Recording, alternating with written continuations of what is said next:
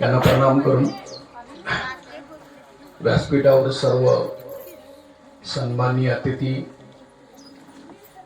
तुमच्या गावचे सरपंच माननीय डॉक्टर पाटील, माझे मित्र पॅन्थर आर्मीचे नेते संतोष आठवले, संपादक बंधू आणि भगिनी,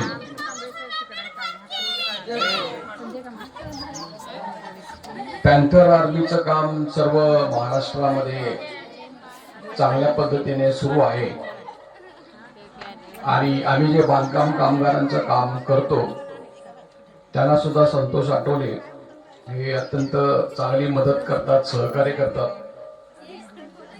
त्यांच्या या पॅन्थर आर्मी संघटनेस बांधकाम कामगारांच्या वतीने मी शुभेच्छा देतोय. पुढील कार्यासाठी आशीर्वादही देतोय. तर आपण आता त्यांच्या संघटनेविषयी त्यांनी जो रिपोर्ट वाचून दाखवला त्याच्यातल्या ज्या मागण्या आहेत त्याच्यावरून तुमच्या लक्षात आलं असेल की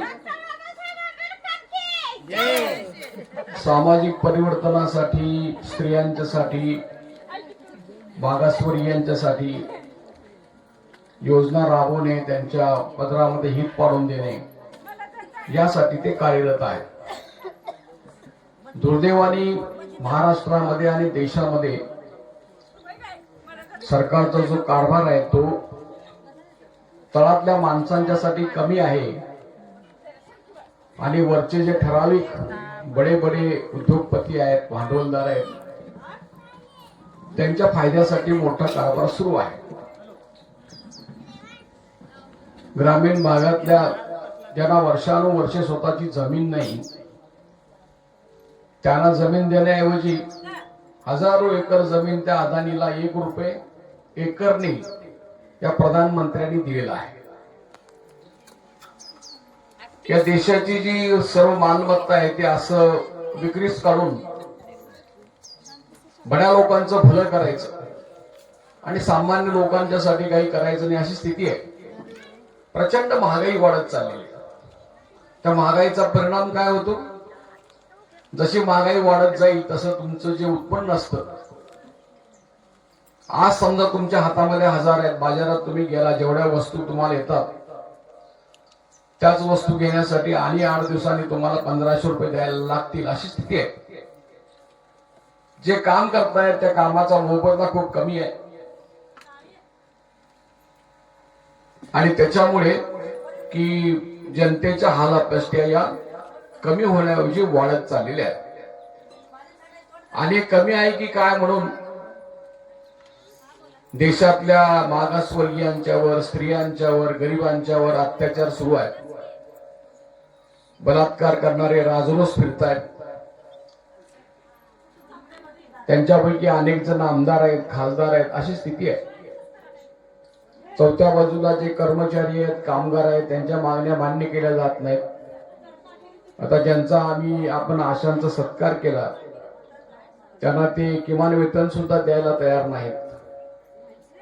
2 वर्षापूर्वी 5000 रुपये वाढवल्याच्या नावाखाली त्यांच्यावर अत्यंत काम वाढ, ताण वाढ लागलेली आहे.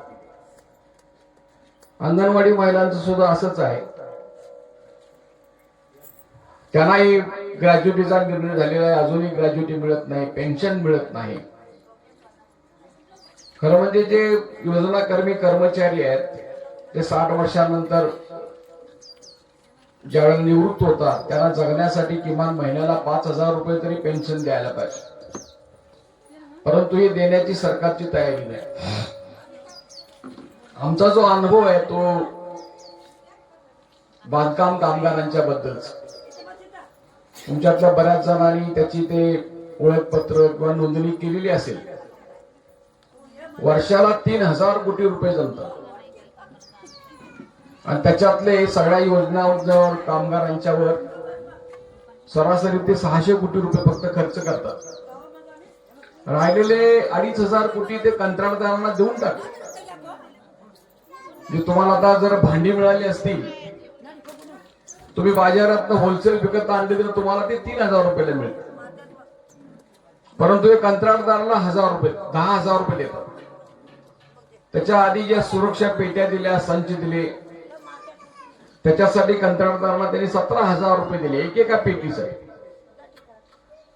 आणि ती बाजारात 5,000 रुपये पण मिळू शकते. आणि हे त्यांचे पैसे नाहीत. हे एखादं बांधकाम समजा 10 लाखाच्या वरचं असेल तर 1% सेस घेतला जातो. त्याच्यातली ती रक्कम आहे. हे सरकारच्या करामधली रक्कम नाही. याच्यासाठी स्वतंत्र मंडळ आहे. तरी सुद्धा हे मंडळ लुटायचं काम चालू. आणि यातले पैसे सगळे कंत्राटदार द्यायचे आणि कामगारांना द्यायचे आणि हे चालू. आता तर असं आहे की लाखो अर्ज महाराष्ट्रामध्ये प्रलंबित आहेत. ते मंजूरच करत नाहीत. भांडी घ्या, घरात बसा, भांडी घासा, त्यात तुमचा चेहरा बघा, याच्या पलीकडे काय नाही अशी स्थिती आहे. तर हे आता नवीन आणि एक काढले. म्हणजे आता मागासवर्गीय मुलं मुली जर असतील त्यांना जर स्कॉलरशिप मिळत असेल तर या मंडळाची स्कॉलरशिप सुद्धा त्यांना मिळत होती. आता म्हणतात ते तुम्ही लिहून द्या की ही जर काय तुम्हाला मंडळाची स्कॉलरशिप पाहिजे असेल तर तुम्ही दुसरी कुठली स्कॉलरशिप घेणार नाही. आणि घेतला तर ही मी परत करेन. आणि त्याच्यावर जर एखादा फौजदारी गुन्हा झाला तर त्याच्यासाठी मी तयार आहे. इतकं भयानक चालू आहे.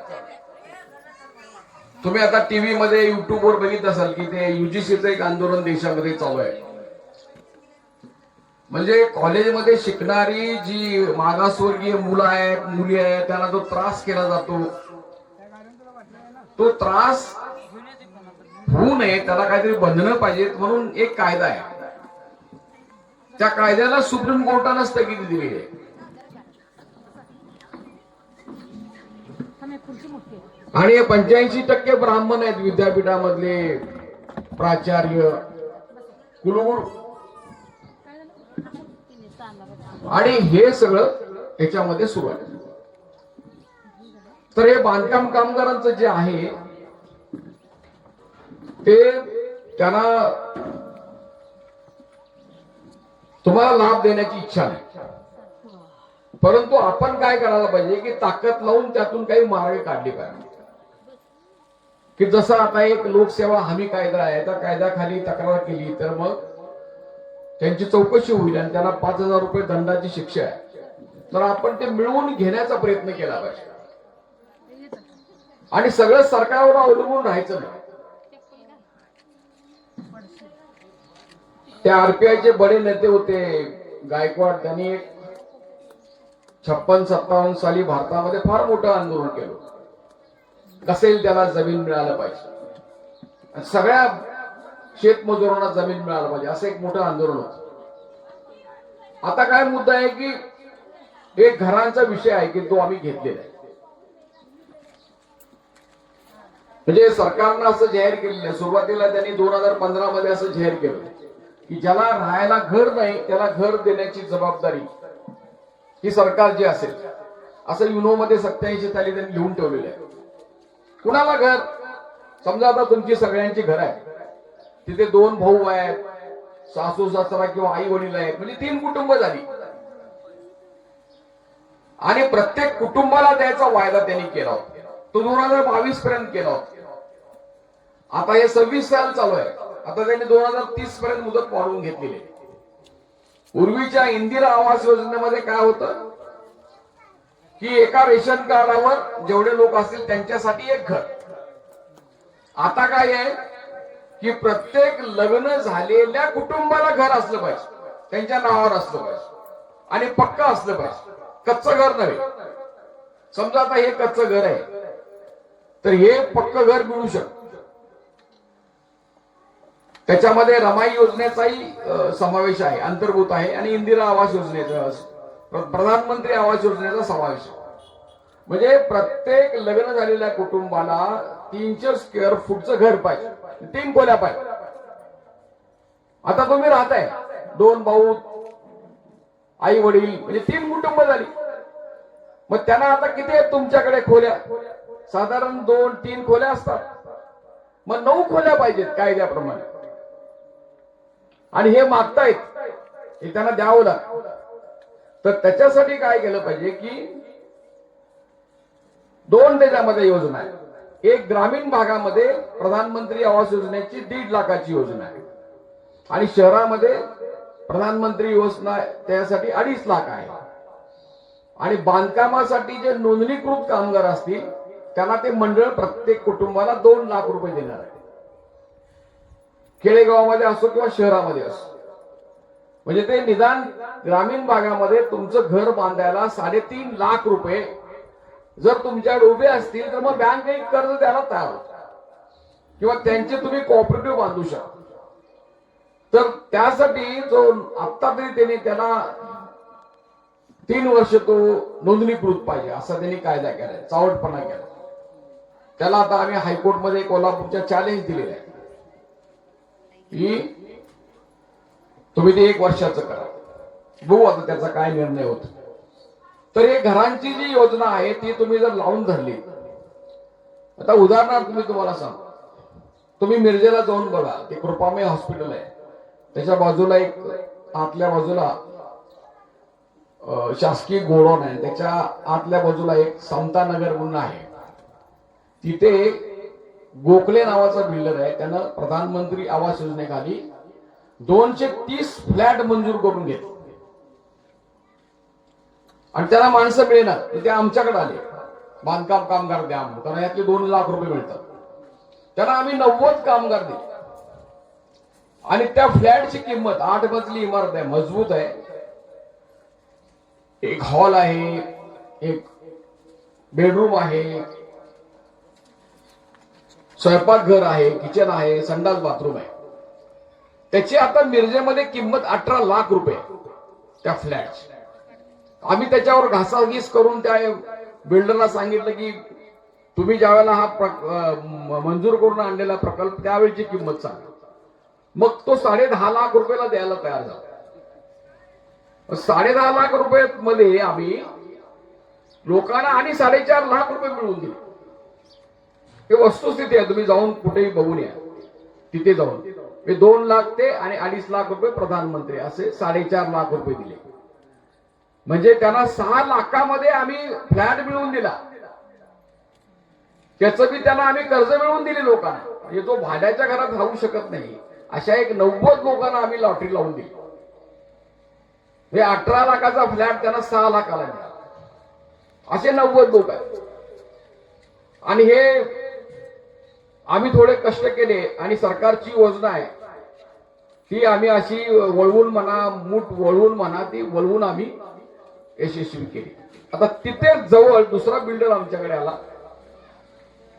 आणि आता ती किंमत वाढलेली आहे.